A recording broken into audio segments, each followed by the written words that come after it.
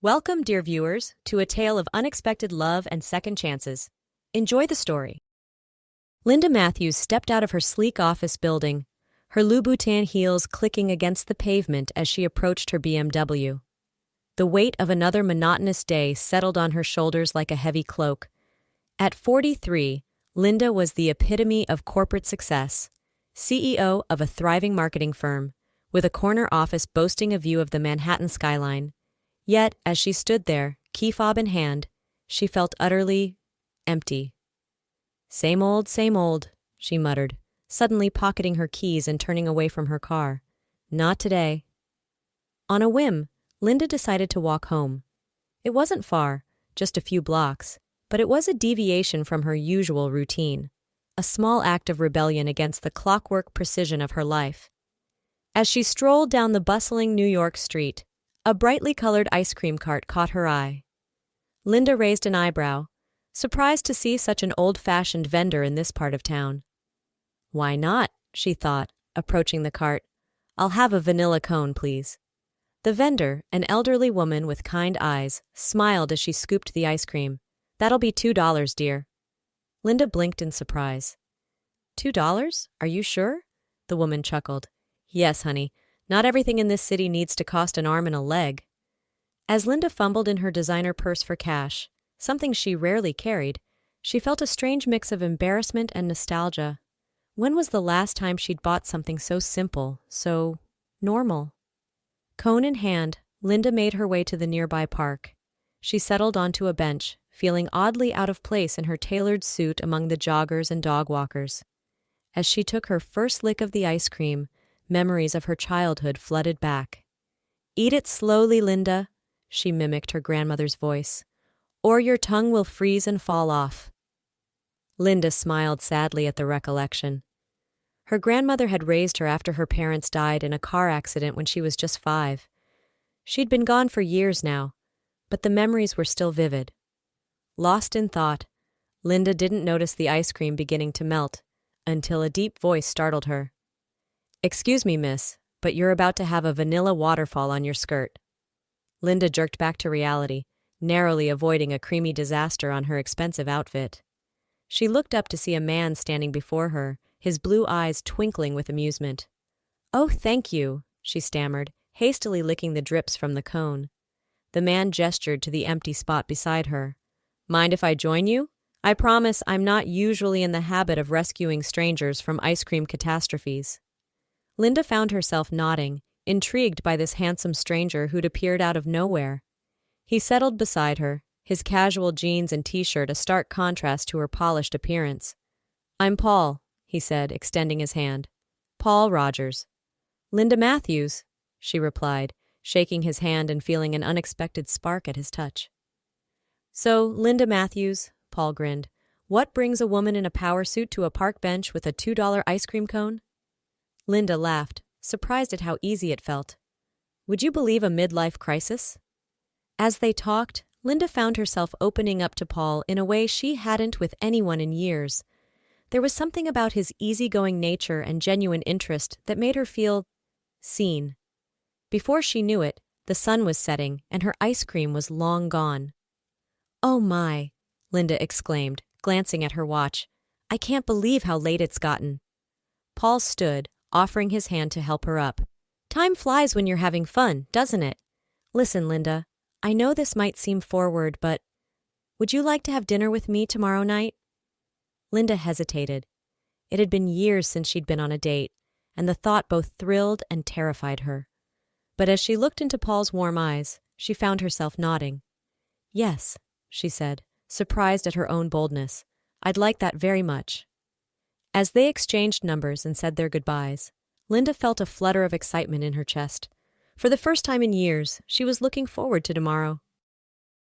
2 months flew by in a whirlwind of romantic dinners, long walks in the park, and conversations that lasted until the wee hours of the morning. Linda felt like a teenager again, giddy with the excitement of new love. One evening, as they strolled hand in hand through Central Park, Paul suddenly stopped, turning to face Linda with an intensity that made her breath catch. Linda, he began, his voice trembling slightly. These past 2 months have been the happiest of my life. I know it might seem fast, but I love you. Will you marry me? Linda's heart soared even as her practical mind raced. It was fast, incredibly fast. But at 43, hadn't she waited long enough for happiness? Yes, she breathed, throwing her arms around Paul's neck. Yes, I'll marry you. As Paul slipped a modest but beautiful ring onto her finger, Linda felt tears of joy welling up in her eyes. But along with the happiness came a flicker of fear. There was still so much they didn't know about each other. Later that night, as they sat on Linda's plush sofa, champagne glasses in hand, Linda decided it was time for some honest conversation. Paul, she began hesitantly, there's something I need to tell you. I can't have children. I found out last year when I looked into fertility treatments. The doctor said it's not possible for me. She held her breath, waiting for his reaction. To her surprise, Paul simply squeezed her hand and smiled softly. Linda, I love you for who you are, not for the children you might give me.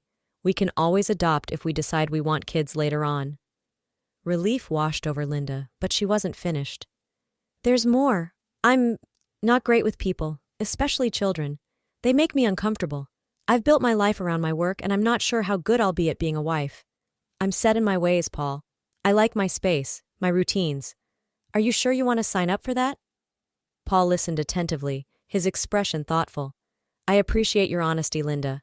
I know it's not easy to be vulnerable like this. I want you to know that I love all of you. Your strengths, your quirks, everything. We'll figure out the rest together, okay? Linda nodded, feeling a weight lift from her shoulders. As Paul pulled her into a tender embrace, she allowed herself to believe that maybe, just maybe, happily ever after, was possible after all. 3 weeks before the wedding, Linda was in full planning mode. She'd thrown herself into the preparations with the same intensity she applied to her business dealings. Everything had to be perfect. She was pacing her living room, phone in hand, when she realized Paul was late for their appointment with the tailor. Where is he? She muttered, checking her watch for the 10th time. He knows how important this is. Just as she was about to call him again, her phone rang. Her heart leapt when she saw Paul's name on the screen. Paul, where are you? We're going to be late. Ma'am? An unfamiliar voice interrupted. Is this Linda Matthews? Linda's blood ran cold. Yes, this is she. Who is this? Where's Paul? Ma'am, I'm Officer Johnson with the NYPD.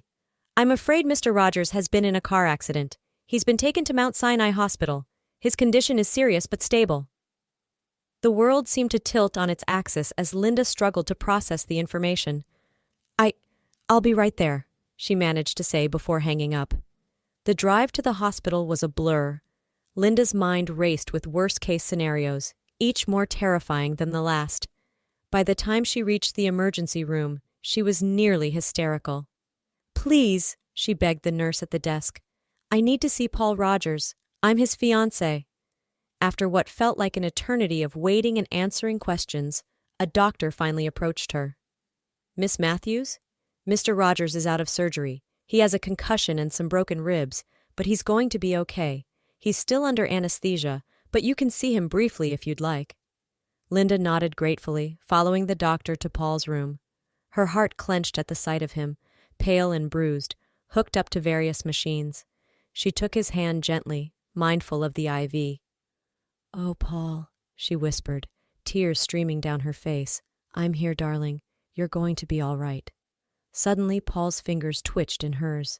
His eyelids fluttered, and he mumbled something incoherent. Linda leaned closer. What is it, Paul? I'm here. Emma, Paul murmured, his voice thick with medication. Don't worry, baby. Daddy's coming home soon. Linda froze, her blood turning to ice in her veins. Emma? Daddy? What was Paul talking about? Before she could process this bombshell, a nurse gently ushered her out of the room, explaining that Paul needed rest. In a daze, Linda made her way to the hospital cafeteria.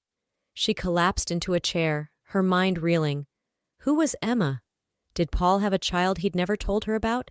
And if so, what else had he been hiding? As the shock wore off, anger began to set in. How could Paul have kept something so important from her, Didn't she deserve to know if she was marrying a man with a child? Determined to get answers, Linda pulled out her phone and dialed the number of Paul's best friend, Mark. "Linda, is everything okay?" Mark's voice was cautious. "No, Mark, everything is not okay," Linda snapped. "Paul's been in an accident and he just called out for someone named Emma. He called himself Daddy. What's going on?" There was a long pause on the other end of the line. Finally, Mark sighed heavily. "I think you'd better come over, Linda. There's something you need to know."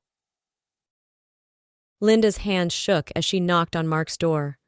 Part of her wanted to run away, to pretend she'd never heard Paul's delirious words, but she knew she couldn't.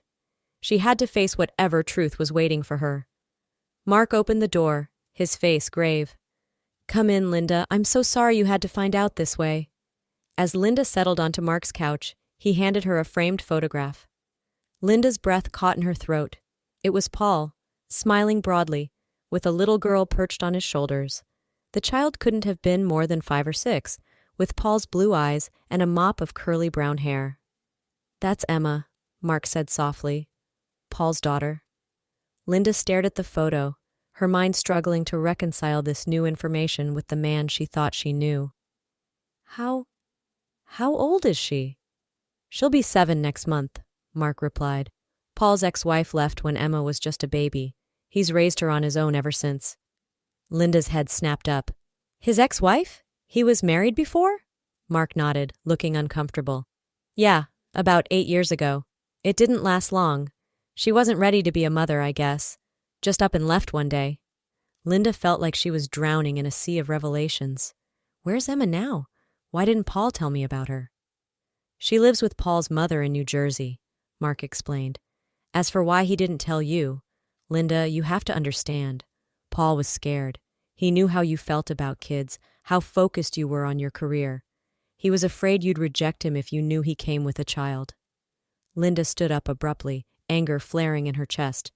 "So he thought lying to me was a better option? We were going to get married, for God's sake. Did he think he could just keep his daughter a secret forever?" Mark held up his hands placatingly. "I know it's a shock, Linda, but Paul loves you. He was planning to tell you everything after the wedding. He wanted you to love him for who he is first, before complicating things with Emma." Linda laughed bitterly. "Complicating things? Is that what he thinks his daughter is? A complication?" She grabbed her purse and headed for the door. "I need to see her. I need to see Emma." "Linda, wait!" Mark called after her. "Paul's mother's address is in his phone. The passcode is Emma's birthday, 0517. Linda nodded curtly and left, her mind made up. She had to see this child, had to understand the life Paul had been hiding from her all this time. As she drove towards New Jersey, Linda's emotions swirled like a tempest.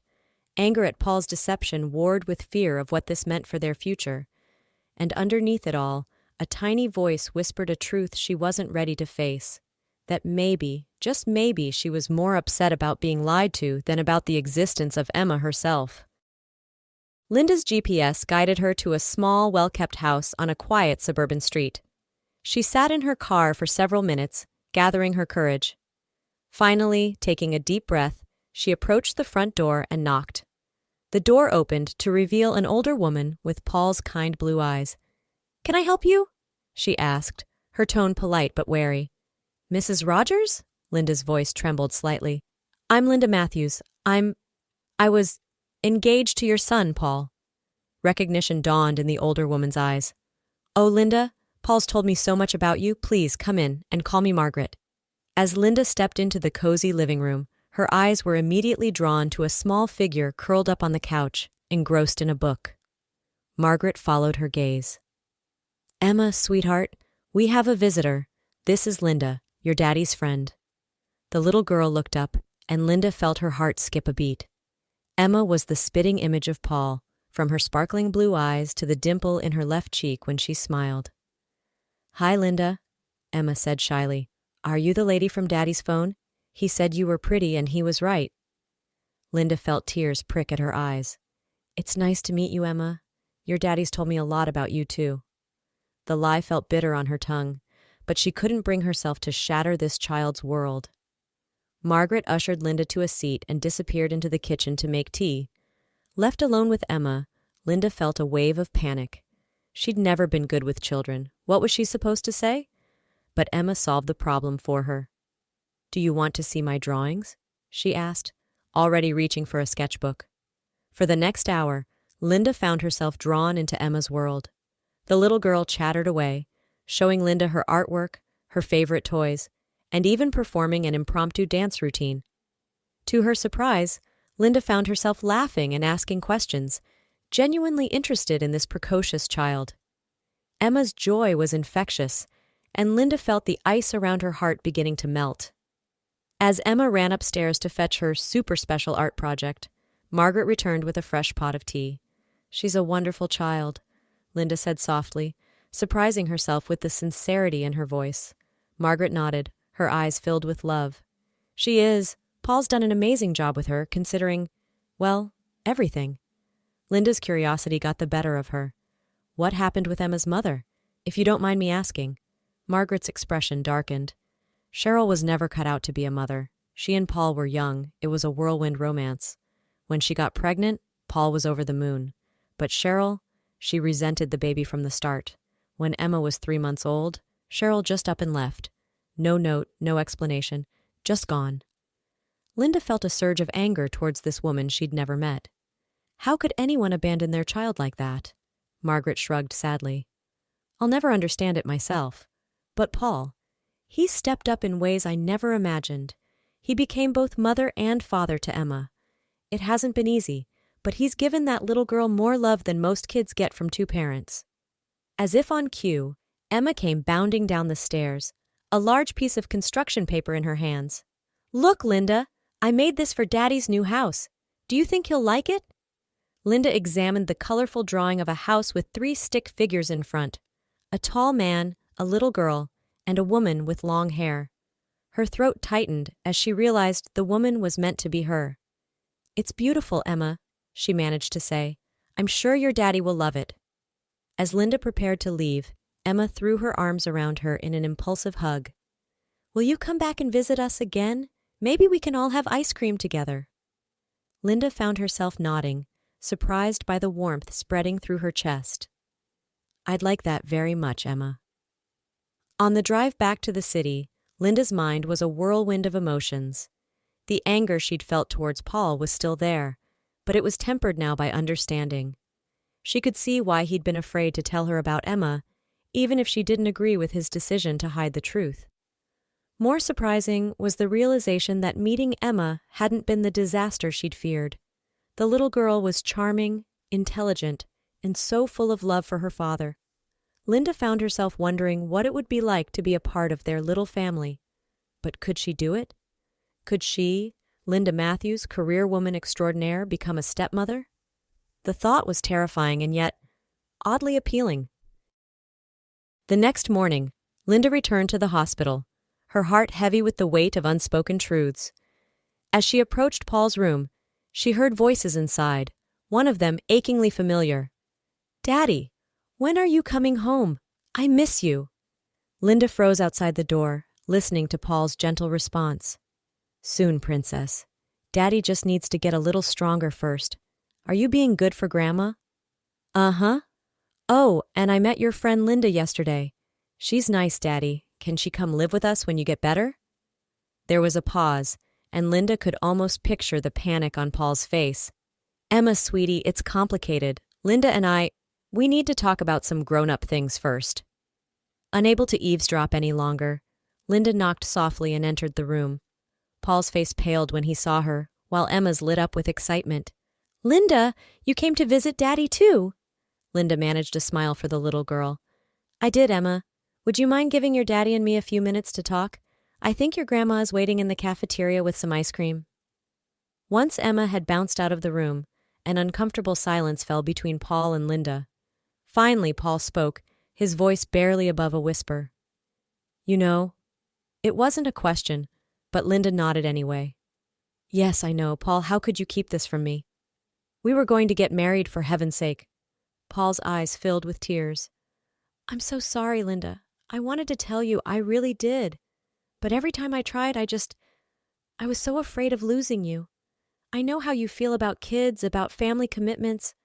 I thought if you got to know me first, if you fell in love with me, maybe I'd be more willing to accept a ready-made family." Linda finished for him, her tone sharp. "Did you really think so little of me, Paul?